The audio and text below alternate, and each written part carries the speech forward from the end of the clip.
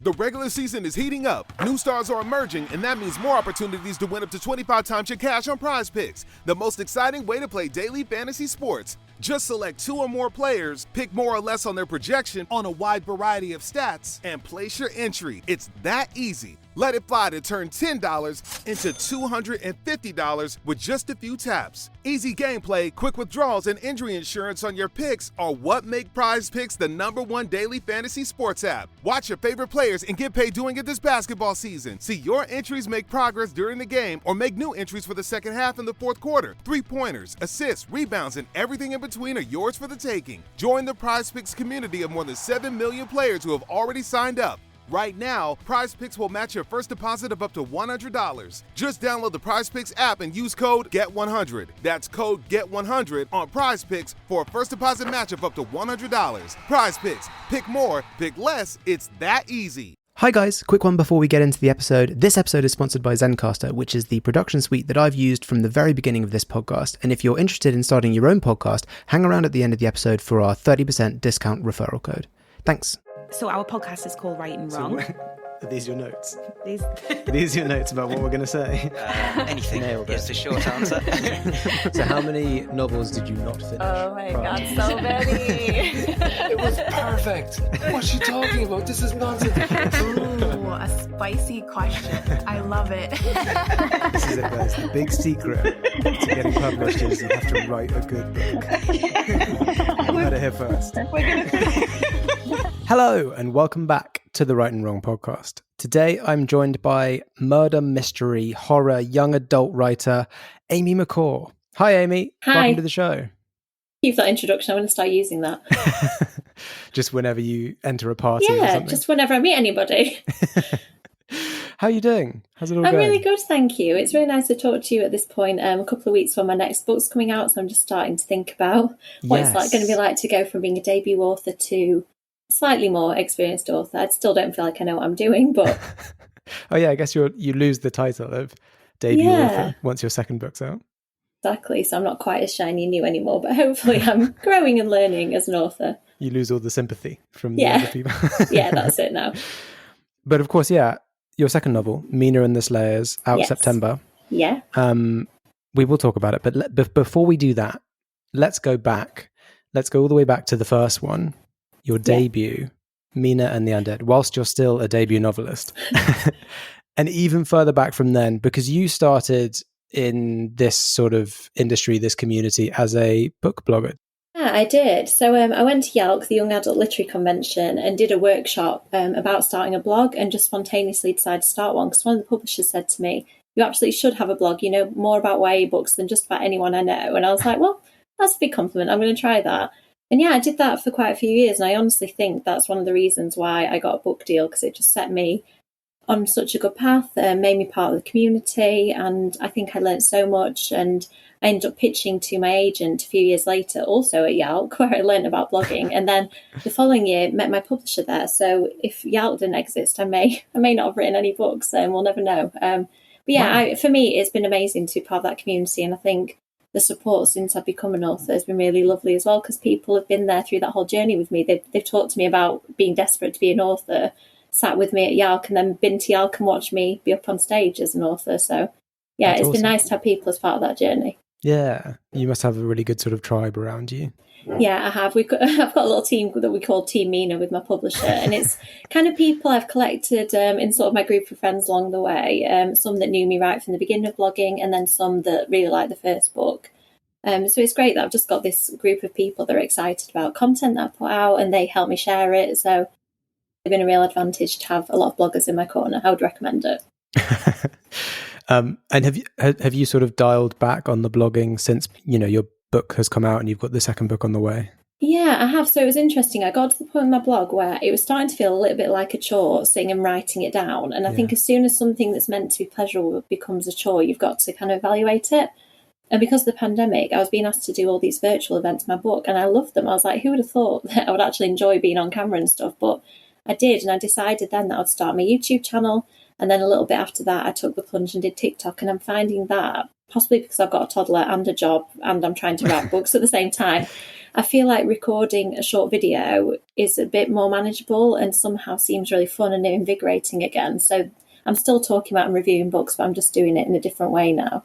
Yeah. Okay. So more sort of, I guess the obvious thing about TikTok is it's very short. So if you to put a whole review in a TikTok is a sort of snapshot review. Yeah, it is. And it feels like it can be quite quick and spontaneous. Like if I just think of a funny thing that I want to say, or like I realised I was reading 7 books at once accidentally somehow. So I just filmed that stack of books really quickly, and it just feels like I can create content a bit more easily rather than logging onto a blog, thinking about it, trying to remember. I feel like it just fits into my life a bit better this way somehow. That's great. So you're still doing it, but it's different. You've kind of evolved it into something new. Yeah. What this time, whilst you were blogging, whilst you were going to Yauk and sort of meeting all these people, were you always writing your own stuff in that time? Yeah, so I used to be a teacher. I graduated from uni studying law, which was totally different from teaching. And then I did a teacher training qualification. And even from that time, I've got really early books. My first book was a vampire book, which I'd never let anybody read because it was terrible. And I didn't really send that out to anybody. But teaching took a lot of my time and energy. And I carried on writing, but it was quite sporadic between holidays. And then I became a consultant about 5 years ago, I think now. And that was when I thought, actually, I've now got my evenings back. I've got my weekends back that I'm not marking anymore. And I just decided this is it. I'm going to do it. And I got a place on a mentoring program called Write Mentor. And I had to have the book finished by like a few months later to go in front of a panel of agents.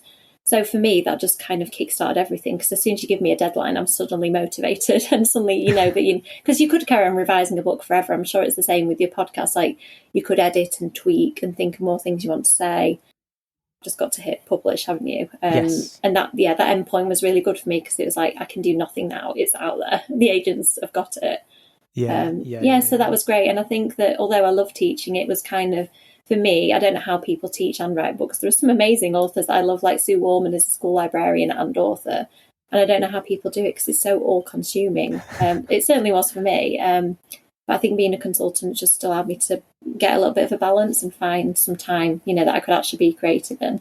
Yeah, that's great. It's really nice to hear that you sort of, you don't necessarily have to give everything up. It's just, you know, you just find the right places to fit things as stuff moves around. Yeah, and I think for me, I just have to be disciplined about it. Was when you found this time and you started writing, was Mina and the Undead the first sort of full story that you wrote? Yeah, so I'd queried other things. I'm trying to remember. I think Mina was the first thing since leaving my teaching job. It was the first thing that I felt really genuinely like this could be something. Other stuff, I did query agents, but without quite the same enthusiasm and kind of second guessing myself. And I think maybe writing things that I thought people wanted me to write. Whereas this book, I went to New Orleans in 2012 and just had this idea kind of simmering in my head for a couple of years. And then it got to a few years later and I was like, I need to write this book about New Orleans. It's still there kind of nagging at me.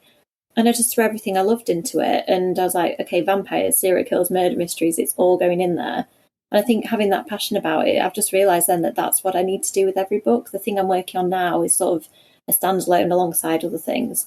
And I'm still doing that same thing. I'm exploring all different stuff that I'm interested in, and that's going to keep me going because you have to edit it so many times. You've got to really, really love it, I think, and I really want to keep going back to it. Yeah. The funny thing is, because I talk to a lot of authors who often when a book is about to come out, like in your case, or when a book has just come out, and it's funny because a lot of people say what you don't realize is that, you know, you've spent a year or so writing the book and then the publisher's gone to edit it. And then once it's edited, there's this whole sort of like timeline where you kind of finished this book really like 1 or 2 years ago. And now people come on the podcast and then they talk about this book that they actually haven't worked on for quite a long time. Yeah, it's been nearly a year since I finished writing it. I sent it to my agent last September because my agent is really editorial and it's one of the things I love about her among many. Mm-hmm. And she always does a first round of edits for me. So I know she asked for it beginning of September. So it has been nearly a year, but I did a lot of rounds of edits. I don't know whether it's because it's a murder mystery, whether I'm just that kind of writer, but I need to do a lot of checks to make sure the mystery, all the elements line up and everything's properly seeded. And it takes a lot. One day I'll try not writing a mystery and see if that takes any less rounds of edits. But yeah, for me, writing is I think writing, the last book, I only had a few months to write it because of the, like you said, the publisher's timeline. But then it took me like 8 months to edit it or something like that. So wow. Yeah. So as someone who does write murder mysteries, as you say, when you're sort of going to create a new story on a scale of, let's say, whimsically vague to like rigorously mapped out, how heavy is the planning? Whimsically vague. Yeah. I get, so with Mina and the Slayers, my second book, there's kind of two main threads to it. Mina discovers that people a lot of people seem to be being murdered or being attacked in a way that seems like vampires are killing them. And she's working for the police and they stumble upon this. And similarly, she realizes that somebody is also killing these vampires. So we end up with a Slayer storyline and a murder storyline, and it turns out that some of the murders are being done by a serial killer. So I do this myself. Initially, it was just the Slayer storyline, and then I was like, wouldn't it be fun if I added a serial killer? And it was fun, but it just meant that I'd got two really big threads. I'd kind of got this story of the Slayers dealing with a huge vampire problem in the city and what was causing that, and then I've got this serial killer who's also taking people out as well, and Mina, of course, as she does, getting caught in the middle of all of it. And where does the so you say it's kind of whimsically vague in the planning kind of stage of it, and you grow it as you kind of create it. Yeah. Where does it kind of grow from? Like, do you come up with the characters first or the world first? I mean, so Mina and the Undead, it's probably easy to talk about that because obviously by Slayers, although it was difficult still to write, the advantage that all of that was established. So the world, it was 1990s New Orleans still, a few months later. It was the same characters with a few extras. So I think Mina and the Undead was when I really had to test my writing process. And I'll have to share the page at some point. I've still got this A1 piece of paper. I think it's a huge piece of paper. A1? It might be A2. I might be exaggerating, so but big. It is this huge piece of paper. It was an author called Laurie House Anderson said that she did like a big mapping thing, and I thought I would try it too. And it worked for me. So I just, I think I wrote in the middle, New Orleans vampires, and that was the working title for quite a while. All kinds of things that I wanted to go in there. So I wrote things like bones and skulls, which made its way into one of the bars in the book. And I just had this really fun mind mapping process. And it was based on some of the local myths from New Orleans. So I knew I wanted those to go in there, and that those myths would kind of bleed into reality, because people in the city, it's really fascinating. They tell you stories about ghosts like they believe in them, like, oh, my grandma sat next to a ghost on the bus, or I know somebody who saw a vampire. I know somebody who's a vampire. And seriously, like for quite a lot of people, it's just completely different from living in Yorkshire. If I said that to people, they would not believe me. Yeah. So that was kind of where I started, with just this vague sense of mythology. And I tried a couple of characters, and I started off writing a chapter without any planning. And it had two characters. One of them was a fortune teller, and one of them was a guy, and they worked in this like horror house, and straight away I knew that there was this big mansion where people dressed up as horror movie characters, and even that just initial vague idea, that became a huge part of the book. So I think a lot of the early seeds make it into my books. But this main girl being a fortune teller didn't work at all, and somehow as soon as Mina was named after the girl from Dracula and her sister was named after Elizabeth Bathory, I thought, well, what kind of mother would name her daughters after like two kind of tragic, one horrendous vampire woman, one kind of vampire victim but strong woman in her own right. And you know, I won't give too much away about the book, but a very specific kind of mother names her children that, and it just grew from there. So I think it probably started with New Orleans, spanned out a bit into story and mythology, and then as soon as I got those characters, that propelled me through the book. And then the plotting was a big back and forth of, I'd plot, get really excited and want to write a bit, run out of steam, and then go back to plotting. And I think I still write a bit like that. It's all a bit chaotic. I think I've the book I'm working on now, I think I've roughly plotted it out, and this is the most plotting I've ever done, but I already know I'm going to change so many things and go off on tangents. So I think even if I plot, it isn't going to end up being a plotted out book. Yeah, that's kind of the beauty of first drafts, though. And obviously everyone approaches them differently, but I've spoken to authors who, the reason they kind of love doing what is often referred to as the vomit draft is because they know that nothing matters and like everything is up for grabs. Everything can change. Like aliens can come in at some point. It doesn't matter because you're just going to change it anyway.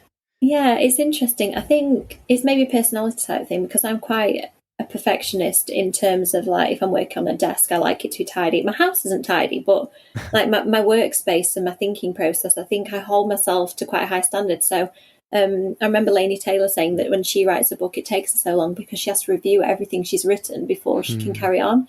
And I'm a little bit like that. Like, I feel like if a scene's nagging at me and something's not working, I kind of have to fix it there and then. So my process isn't really that really fast draft. It's drafting but also editing at the same time. And if I know something's not working, I've written myself into a corner, I do go back and fix it because otherwise I just think I'm going to keep going too far down that wrong path and then have to unpick it all later. Yeah.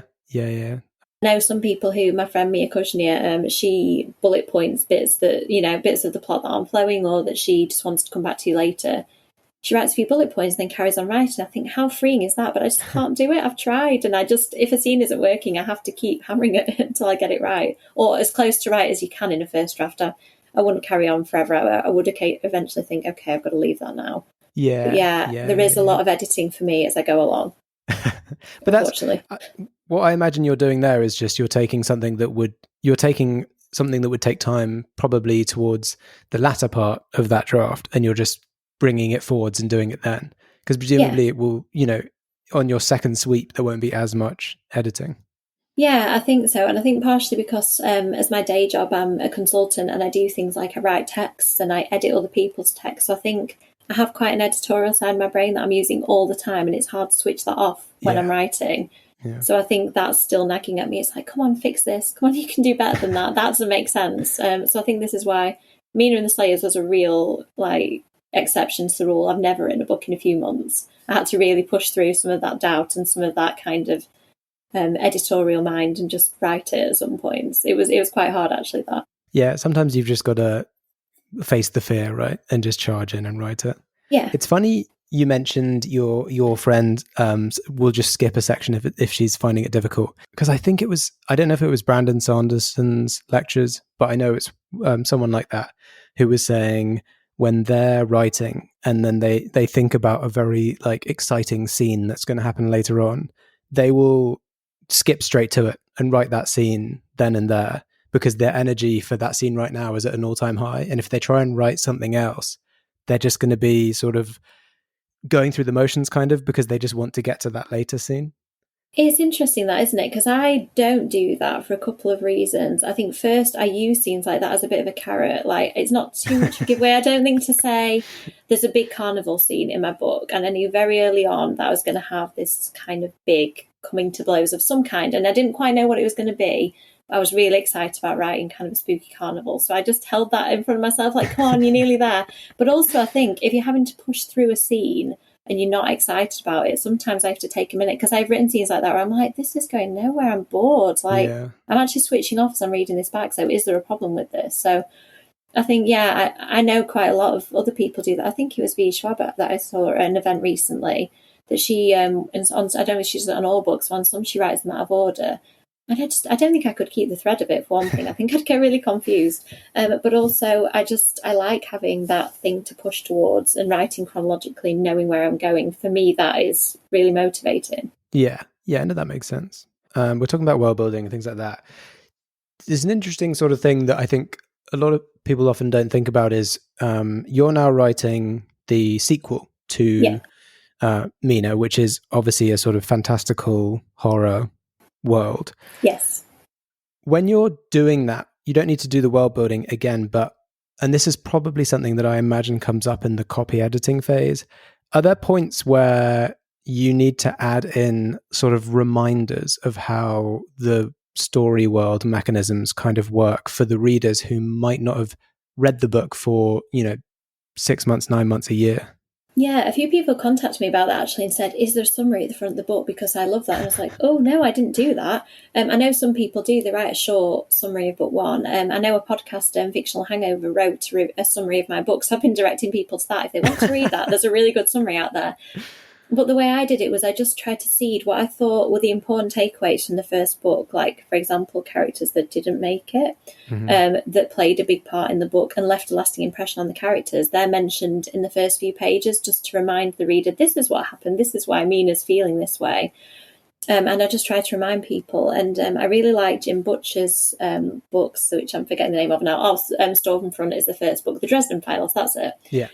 And I've noticed with his books that he redescribes Harry Dresden's apartment every time in virtually the same way. And I was like, why does he do this? And then I get into the description, I'm like, oh, it's brilliant. I can totally imagine this place. I can imagine this floor layered with carpets and like tapestries all over the wall and a basement beneath that's really cold and full of, his magical experiments and whatnot. And I think that you do need to do a lot of work to kind of remind the reader of this world, because for my book, one of my favorite things is the world building and making it really evocative. And because it's New Orleans and it's the 90s and I'm trying to get this kind of spooky, and it's Halloween, the second one, so I really wanted to capture what Halloween is like in New Orleans. So I'm kind of trying to establish that new world. It's no longer this kind of sultry, too hot summer of the first book. It's now kind of a slightly cooler Halloween, where all the Halloween stuff's popping up around Mina, and she's loving that side of it. So there's a real balance of re-establishing like the new world of the second book, creating some new interesting settings, but just reminding people, hey, this is what the Empire of the Dead Bar looks like. You've not been there for a while. This is what these characters look like. Like I realised Mina's sister Libby and her girlfriend Della, quite a few drafts in, I thought, I haven't actually described them. I'm just like, very early on that they're a couple, they're being really affectionate with each other. But I didn't describe what they look like. And I know that some readers don't like that, but some people really need that kind of visual hook to imagine the characters. So quite late on, I inserted a little bit of physical description of the two of them. And they're quite different characters in appearance as well. So I thought that contrast would be a really quick way of just reminding people, this is who you're dealing with. This is, Libby Mina's older sister, her girlfriend who's slightly older again. And it just helps readers to kind of figure out where they fit, especially teenagers reading the book. I think it's quite helpful to know, well, Mina's close to my age, and this is Della, who I might look up to. She's a couple of years older. So it's interesting. There's I think a lot of that comes later. The early drafts are just kind of figuring out the trajectory of the book, and then the later ones you kind of layer in details, but not so many that you're just weighing the reader down with backstory and description when they just want to get to the murders and the vampires. And the kissing, whatever floats the boat about the book. I think you've got to keep things moving. When it comes to describing your characters, do you do that sort of technique of trying to give each character a very singular, distinctive quality? I do and I don't. I think some characters I imagine sort of a Hollywood actor, I have to admit, and sometimes I admit to it. So Lucas, who's quite a big character, was basically Leonardo DiCaprio in my head. So I said he's like Leonardo DiCaprio in the Basketball Diaries, and then I explain what that is for people who have no idea what the Basketball Diaries is. Okay. I kind of use that as a shorthand for people who are movie geeks like me, but also it kind of tells you what sort of person Mina is as well, because she, like me and my husband play a game where we like to say that people look like Hollywood celebrities, and we kind of murmur it to each other when we first meet somebody. So we probably did that to you when we met you at Live Fest. I'm sure you've got some look like. I can't remember who it was. Kit Harington? Yeah, maybe. Probably. That's the one I usually somebody handsome from Game of Thrones. Yeah, that's fine. We'll go with that. But yeah, so I think that I do things like that. Jared, as soon as I imagined him, I imagined him being really tall and kind of very slightly awkward and really fidgety, and that just became a real trait that whenever I imagined him, he's like messing with his hair, he's got his hands in his pockets. Whereas Mina, the main character, I think it's more because she's the narrator, it's about her internal world. So it's, like I said, it's the movie references, and it's everything reminds her of like actors and books she's read and stuff like that, which is a bit what I'm like. So yeah, I don't think I intentionally give people a trait, but I think that as I'm thinking about it, each of my characters probably has something. Again, with Libby, it's probably more of a personality thing, and it's that creates the conflict between her and Mina, because they're quite different people and they've reacted to events in their life very differently. So for me, that was Libby's defining characteristic, her sort of kind of spikiness, compared with Mina wanting to open up and talk, and Libby's like, go away, I'm holding you at arm's length. So yeah, I think they all have something, but maybe not as obvious as this person has this particular mannerism, this particular appearance thing. I think it's all a bit of a mixture. Yeah, there's a sort of silly name for that technique. I can't remember what it is, but it's things like, that person has red hair, this person has a moustache, that person always wears a silly hat. Yeah. And Yeah. so you can just say one thing and then immediately the reader knows who that is. Yeah, maybe. As I'm thinking about it, I suppose Jared wears movie T-shirts as well. So maybe each person does have kind of a bit of a thing or several things. Yeah, it is useful. I'm a person who likes the visuals. I remember, is it Stephanie Meyer in Twilight saying that she purposely didn't describe Bella that much because she wanted readers to create a Bella and, be the Bella if they wanted to be. But I think I like physical characteristics because I think I wrap all that up in what I'm imagining as I'm reading a book. So I try and put that in mine as well. Yeah. Also, no matter how much you describe something, if you were to describe, if I were to read a description of someone and you were to read a description of someone that was exactly the same, we would imagine different people.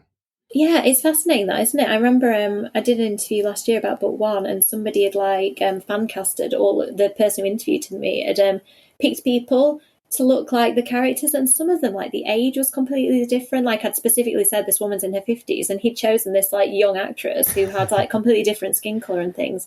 And it was interesting. He'd just taken the details and created this character that I'd not written, and he was like, "Oh, I love her, she's great," and he just created his own version of her, which I thought was really interesting, because the book kind of does belong to readers, doesn't it? I can't. Yeah. I've put that out there now. I can't kind of say, "Oh, actually, she had different colour hair to what you think." It's great if people want to impose their own kind of view and interpretation. Like, I find some characters a bit annoying, and some people say, "Oh, I really see myself in them. They're my favourite character." I'm like, I'm glad I didn't just tell you they really annoy me then. It's cool because it's such a collaborative, in like a weird way, it's actually a collaborative process between the author and the reader, I think. Yeah, it is. You're being creative as a reader because you are using the author's words to conjure what you're seeing, and you're focusing on, some people will really latch onto the setting. Some people, I think, read my book just from like pop culture reference to pop culture reference, and that's what they're desperate to get to that next 90s reference and go, "Oh yeah, that reminds me of The Lost Boys," or, which I know is 80s, but still. So yeah, and I think like somebody yesterday wrote a little thing that they'd just finished book 2, and it was the pop culture she just wanted more and more and more, whereas other people would be like, "What's she talking about? What is The Lost Boys?" So yeah, I love that about books. I love that some people want more kissing, some people want less kissing. I've just got to put exactly the amount that I want in the book and just be okay with it, I think. I have heard of, no names, but I have heard of editors and publishers encouraging more or less physical, like kissing and stuff in books. Yeah, it's interesting that my publisher and my agent both didn't really comment on that. I think they just let me go with the relationship stuff because I'd got a really clear vision for Mina and Jared's relationship, like how I wanted it to be, like start from friendship and kind of gradually build in intensity. And they seemed okay with that. It was the violence. Some of it, they were like... It was a real serial kill. One particular bit, I remember my agent said, "You might describe the flesh peeling a little bit too much." I was like, "Oh, is there too much flesh peeling? Okay, this is a teen book. Maybe I can rein the flesh peeling in a little bit." So yeah, it's interesting how I think certain publishers do want. They think that YA needs a romantic relationship. This was the thing of maybe 5 years ago. I think luckily we're moving away from that because not everybody wants that in a book, and I like it, but I like it to be part of a whole kind of complex story as well. I do read romance books, but it's not probably the predominant thing I look for in a book. Sure. Yeah. I mean, romance as a standalone genre offers, a very a clear kind of cut thing, and that's what the fans of that genre want. Yeah, and I like the fact that with, like, I think mine sort of falls into mystery, but also has that paranormal romance feel, and I like that. I think paranormal romance has a bit of uncertainty, because without, giving too much away, it isn't necessarily guaranteed that every character will get everything they want. And especially being a series, you don't want to give every character everything that they've ever dreamed of straight away. Yes. Yeah. I need to make things difficult for them first and kind of hold them back and give them obstacles. Exactly, yeah. Talking to a mutual friend of ours, Noami Gibson, she often talks about her characters and her sort of goal with any story, the thing that she's creating is to mess with her characters as much as possible. Yeah. And she's like, if I don't know what to do, I just get one of the side characters to mess with the main character. And Naomi's so lovely, and yet her books are like, Every Line of You is just such a twisty, dark, like provocative, thought-provoking book. And she's done that really well, that like pushing the characters. Like, it's interesting, Lydia, the main character, like she goes on this journey of like walking along this knife edge, and you're just spending the whole time like, which side is she going to fall off? Am I going to be okay with what she does next? Yeah. Yeah. And it's great. It's really interesting ways that authors do think of how to keep their books interesting. I think I'm really protective of Mina, so I have to remind myself she does need to have some adversity. She can't just cuddle Jared for 300 pages. Yeah, that's true. But as soon as Noami had told me that, I was thinking back to the book, and then I realized that there are sections with them, and I was thinking, analytically, as from a very crafty perspective, thinking, oh yeah, this is probably where it would have lulled. But I can see that you just brought in one of the side characters to cause problems. Yeah. And it works. I mean, it works really well. Yeah. I just throw a dead body in if I'm getting a bit bored. Like, who can be murdered next? Poor Mina, she finds so many dead bodies. I don't know how it happens. Well, I had a bunch of much more technical questions, but this was far more fun talking about your process and the creation of Mina. So I'm glad we did this instead. Oh, it's fine. I'm excellent at a tangent. If you ever need a tangent like linked to vampires and murder, I'm there for it. Amazing. I will bear you in mind whenever I need that kind of distraction. Before we get to the last question, I did notice on your Twitter that you are a voting member of the Horror Writers Association. What does that mean, really? Not a lot, really. I joined the Horror Writers Association because Stephen King and various other notable people are in it, like Adam Caesar, and who wrote Clown in the Cornfield. And I thought maybe this is kind of an association that I need to be a part of. And interestingly, you need to have, I don't remember the exact criteria, but you need to have done something like sold so many copies or made so much in advance or whatever. In royalties to be a member. And I thought, well, actually, this feels like a kind of really nice club to be a part of. So I applied and got accepted. And the voting part of it is that once you're a member, you can vote for people to win their award. So you can be nominated. Great. So Clown in the Cornfield won it, I think, year before last. I can't remember who won it this year. Not me, obviously. But some incredibly notable author will have won it. And it just felt like a nice thing to be part of. I'm a member of the Society of Authors as well, but the Horror Association it was something I'd heard Stephen King was in for years and years. I was like, when I write a book that's scary enough, like, this is what I'm going to do. That's scary enough. So yeah, and I think it was just at the time, maybe I can take that out now. I've probably done more interesting things since then, but it just felt like a nice moment that I was part of something with authors like that. Yeah, I think it's interesting. I think it's cool as well. Like, you must feel very important to being a voting member. Yeah, no, and maybe that's why I worded it like that at the time. But yeah, that's just how they describe it. But yeah, it does feel nice. I think one of the best things about being an author, honestly, has been like meeting people like Noami at events and just finding these like amazingly talented but people that are just completely on my wavelength. Yeah. That you get on with immediately just because they totally understand what it's like to be kind of a creative, kind of driven, focused on your book sort of person. I think it takes a very specific kind of person to be an author. And yeah, I've made loads of really good friends out of it. Authors like Cynthia Murphy and Kat Ellis, who are amazing authors and like really amazing people too. It's been lovely to be part of a community, especially the UK YA community. Yeah, I think is amazing. Like the last few years particularly, it just seems to have got so much talent, so many books that are doing really well, and finding lots of readers, which is really good. Yes, bookish people are very good at connecting with other bookish people, and I love going to events and just meeting people and talking to them, because it's so easy when you know that you have invested just as much of yourself into this kind of community and these creations as everyone else has. Yeah, and it's a specific kind of person, isn't it, who loves being immersed in these fictional worlds and knowing, like you said, the kind of effort it takes to create these worlds and how hard it is to get published. I mean, you've obviously spoken to a lot of authors, like very few say, oh, I got my book deal the second I went out on submission and I was given a 7-figure deal. Like, it's some word like that for many people. Those are just the ones you hear about in the news. Yeah, exactly. Yeah. But it's really nice. I think as soon as you meet a bookish person, you know that there is going to be some point of familiarity and that you're probably going to be friends with them by the end of the conversation. Yeah. Because you've been in one of the many trenches together. Yeah, exactly. Amazing. Well, that is a lovely way to end the interview and lead into the much dreaded final question, which is, Amy, if you were stranded on a desert island with a single book, which book would you take with you? Can I just say this is a terrible question? And when I saw it, I've only got one question for you. I was like, oh, good, I can cope with one question. I saw the question. I was like, no, I can't cope with this question. That's how I get you. I Yeah, I love my know. guests to be like, Yeah. oh, you just only have one question homework. Okay, so I thought about it a lot, and I thought, what is a book that if I was stuck on desert island would not only be useful, but I actually, could entertain me for a while. And I went for The Beach by Alex Garland because survival techniques, they have to survive on a desert sort of island, and I thought that would be useful and practical. But also, it's a book. This is a random tangent, but bear with me. I used to go on a skiing holiday when I was a kid. And every year there was this new thing that was a trend. So one year it was like a new Game Boy would come out and everybody was playing Game Boys on this coach trip. And one year it was The Beach and all the adults were reading The Beach. And I think I was probably 13 or 14. I was like, I need to read this book. And I opened it and I was like, it's about drugs and people get killed and stuff. And it was such a defining moment for me. I learned so much from that book as a teenager. It really opened my eyes. And I've read it so many times since then. And it's just so multi-layered and interesting. And it's a snapshot of this guy Richard's life, and you realise as an adult that he's actually a person who is just falling apart, and so many things are going wrong for him, and he's got this kind of imagined world and this real world of things that are happening to him.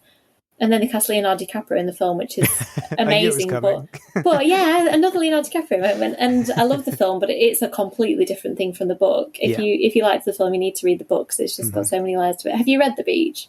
I've not read it. I have seen the film, so I'm one of those people. I think you would like it. It's very interesting. It's different. Richard is a complete nerd like me who loves computer games, also like me. And there's just so many beautiful details. There's this scene where he's talking about the real stars and comparing them to the stars he had on his ceiling back home, the plastic sticker stars. So, of course, I immediately bought plastic sticker stars and put them on my ceiling. And it's just so those books that are really evocative and they just take you to a place. So I think if I was going to take a book to a desert island, Richard kind of transports you to this beach in Thailand and he transports you to his home back in England that he sort of misses but sort of doesn't. It would be a great book. I think I could last for quite a while on the beach. Well, that's great. It's amazing just hearing that little anecdote from you, how connected you seem to that book and how big an impact it seems to have had on you. Yeah, it did. There've been other books, there were other contenders, like Daughter of Smoke and Bone by Laini Taylor, I think, had one of the best reveals of a YA book ever in it to me. I won't say too much more to spoil it. But, a book that makes you go, what? What? And you reread it again, and you're like, yes, that really did happen. Wow. So that book had a massive impact on me because I just think she's a tremendous author. And there've been others. I was thinking, can I actually live without a Kendara Blake book? Like Anna Dressed in Blood is a great horror that really kept my attention, but I was thinking long term The Beach has just been a book that's like you said, it's had such a lasting impact on me. It's probably not the best book ever written or not a book that everybody would love, but it's kind of featured in my life at various points just so that I feel like I would need it along on the journey with me. Yeah, brilliant. I love that. Well, thank you so much, Amy, for coming on the podcast and sharing your knowledge and experience and a sort of deep dive into the creation of Mina and how you approach writing as a whole. It's been really fun chatting with you. Oh, thank you. I've really enjoyed it as well. Sorry about all the tangents. You enjoyed them as much as I did. Not at all. I loved it. And for anyone listening, if you want to keep up with what Amy's doing, you can follow her on most of the socials at YA Under My Skin, or on TikTok at Amy McCaw Author, or you can head over to her YouTube channel, which is just Amy McCaw. To make sure you don't miss an episode of this podcast, follow us on Twitter at Right and Wrong UK or on Instagram at Right and Wrong Podcast. Thanks again to Amy, and thanks to everyone listening. We'll catch you in the next episode. Thanks for hanging around until the end. If you're interested in starting your own podcast but aren't really sure what that looks like, I can't recommend Zencastr enough. It's so simple to host, record, and download your podcast with, and it even has a built-in transcription AI. It functions entirely in the internet browser, which means all your guests have to do is click on a link and they'll be brought into the conversation. If you click on the link in the description, you'll get 30% off the first 3 months. All you have to do is click on the link in the description. Thanks again for supporting the show, and we'll see you in the next episode.